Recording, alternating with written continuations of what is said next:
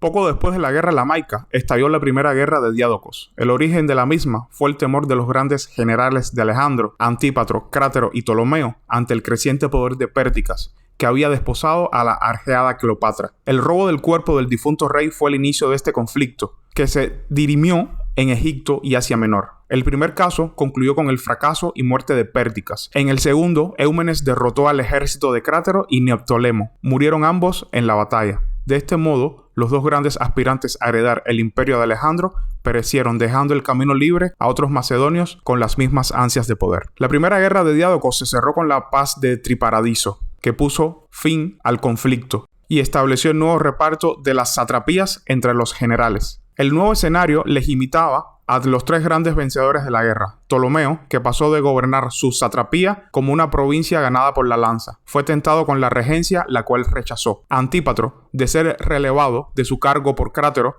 pasó a ser el árbitro de la situación y regente de los reyes. Y Antígono, que fue nombrado estratego de Asia y se le encomendó la misión de acabar con los seguidores fieles a Pérticas. Puede resultar incomprensible que Antípatro se contentase con el dominio de Europa, mientras daba legitimidad a Antígono para administrar toda Asia. Se ha explicado este hecho por el desconocimiento geográfico que tenía Antípatro del continente asiático. Pero a decir verdad, para este era más importante el control de los reyes, de los cuales emanaba todo el poder como personificación, que eran del estado macedonio. La segunda guerra de Diádocos tuvo como principales protagonistas a Peliperconte y Casandro. Ambos libraron una cruenta guerra civil por la regencia de Macedonia, que trascendió las fronteras del antiguo reino, siendo las batallas más espectaculares e importantes las que libraron en Asia sus aliados Antígono y Eumenes. El conflicto finalizó con la victoria de Casandro y Antígono. Las dos batallas más importantes ocurrieron en Asia. La primera fue para Itacene. Esta batalla entre Antígono y Eumenes tuvo lugar al nordeste de Susa en el año 317, y su resultado fue indeciso, pese al prometedor inicio para el de Cardia.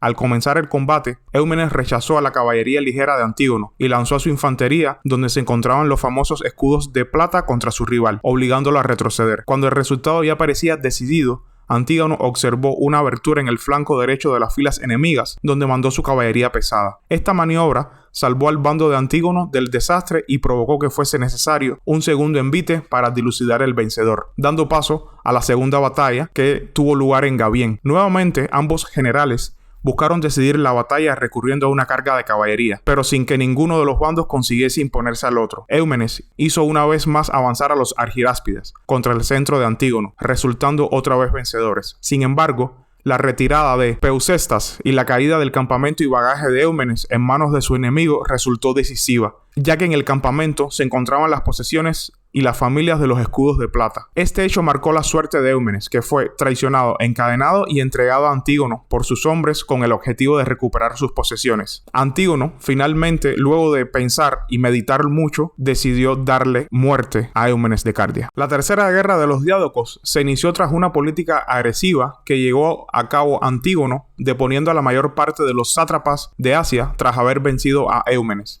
La expulsión de Seleuco fue el origen de la misma.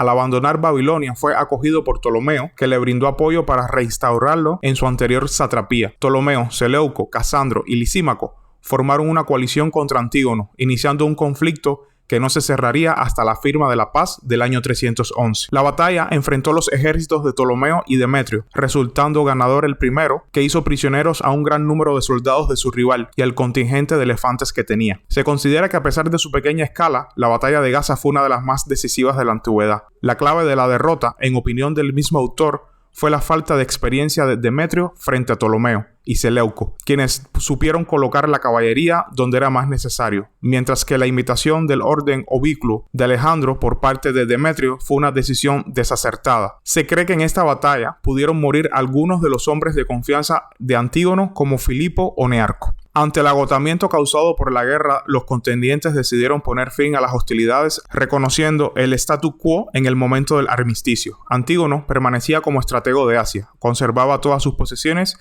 salvo la satrapía de Babilonia. Sin embargo, Antígono tuvo que reconocer a Casandro como estratego de Europa y su derecho a ser el regente del rey Alejandro IV. Seleuco, gracias a la ayuda de Ptolomeo, consiguió recuperar Babilonia, convirtiéndose así en el mayor peligro para la integridad del imperio antigónida. Aunque los diádocos se comprometían a liberar a los griegos, su situación no cambió en absoluto. Se cree que en el tratado se decidió la suerte de Alejandro IV, que sería asesinado junto con su madre Roxana, con el beneplácito del resto de los diádocos. La Cuarta Guerra de los Diádocos. La mayor de las guerras entre los diádocos se extendió a lo largo de casi una década con algunos intervalos de paz. La lucha por el control del Egeo entre Ptolomeo y Antígono fue esta vez la chispa del nuevo conflicto. A diferencia de la anterior guerra, no existió un bando unido y cada diádoco tuvo que hacer frente a sus propios problemas. Aprovechando la situación, Antígono y Demetrio crearon una gran flota y la enviaron a Atenas, al mando del último. El gobierno de Demetrio de Falero, hombre de confianza de Casandro y tirano de la ciudad, durante los últimos 10 años llegó a su fin. Padre e hijo proclamaron nuevamente la libertad de los griegos e iniciaron una guerra para acabar con el control de Casandro en Grecia. Aprovechando que la guerra se localizaba en suelo heleno, Ptolomeo mandó una escuadra siria que fue interceptada y derrotada por Demetrio en Salamis. Como consecuencia de este hecho, los diádocos se ciñeron la corona. Las siguientes empresas acometidas por Antígono y Demetrio fracasaron,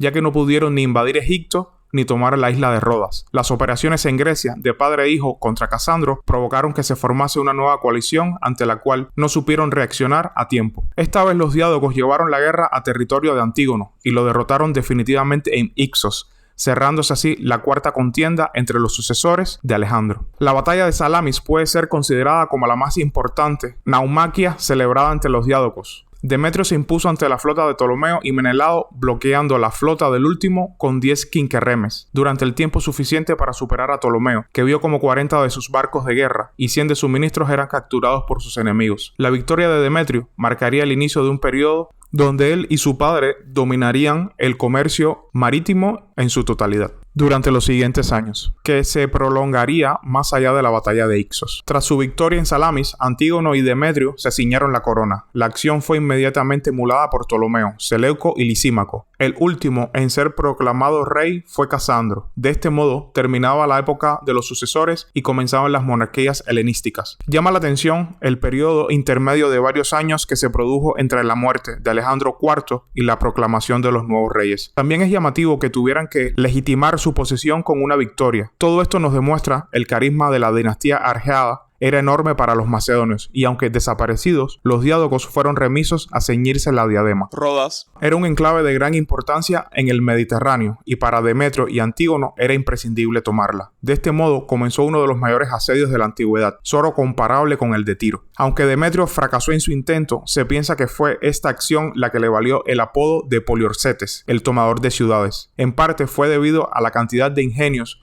y maquinaria que Demetrio desplegó para tomar la ciudad, siendo el más llamativo de todos la Helépolis. El arrojo de los rodios fue muy grande, llegando a resultar herido el propio Demetrio en una refriega. Los asuntos griegos obligaron a los sitiadores a levantar el cerco.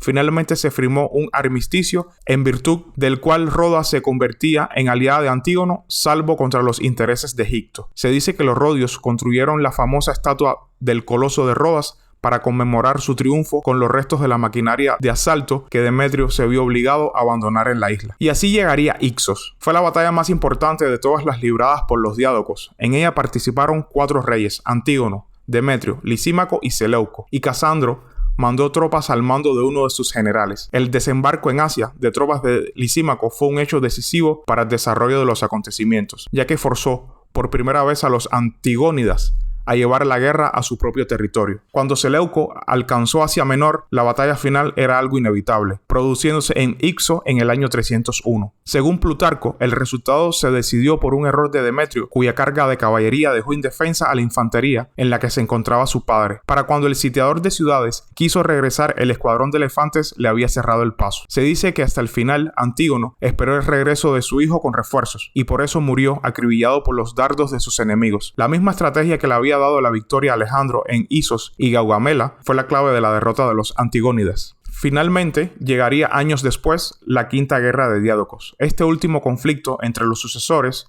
enfrentó a los 2 únicos supervivientes, Seleuco y Lisímaco. Aunque ambos habían sido aliados contra Antígono, se convirtieron en rivales a causa de los problemas familiares de Lisímaco, ya que cuando mandó a ejecutar a su hijo Agatocles, su viuda y Ptolomeo Serauno buscaron refugio en la corte de Seleuco, quien aprovechó la oportunidad para declarar la guerra a Lisímaco, en su anhelo de unificar el imperio de Alejandro. Aunque Seleuco resultó vencedor, sería inmediatamente asesinado por Ptolomeo Serauno, truncándose definitivamente la posibilidad de volver a unificar el imperio.